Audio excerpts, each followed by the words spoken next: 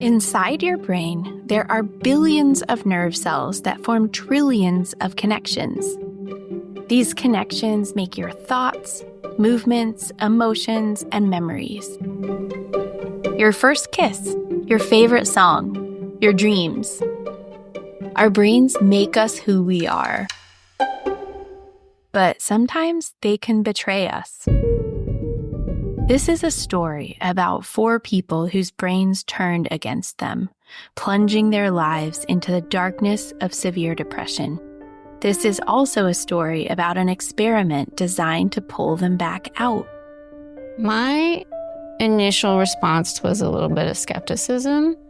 Like, okay, we're going to put a box in you, we're going to hook it up to some wires, we're going to shove them down in your brain and then electrocute you. And it's going to make you feel great.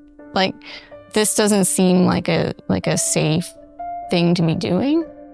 This experiment sounds like science fiction, but it's real. This is The Deep End, a new podcast from Science News. I'm Laura Sanders. On this podcast, you'll hear what led people to sign up for this unconventional experiment and what it was like for them. The amount of times that I have had people say to me, snap out of it. Dude, you got a great life. You're succeeding professionally. You got great kids. Your wife's awesome. Like, what do you have to be depressed about? What do you have to be depressed for?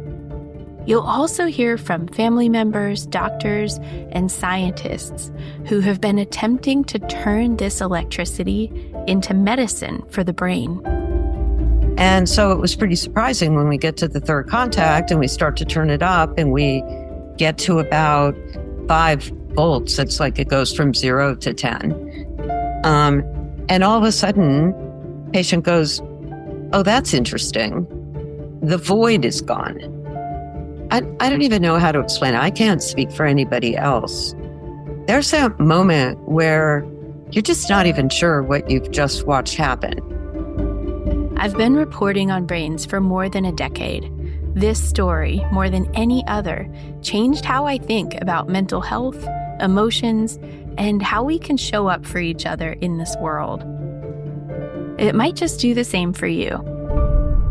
But my middle son, said to me right after, said, Mom, if you're mad at Dad, you can always hide the charger. I was like, oh, dude, that's too far.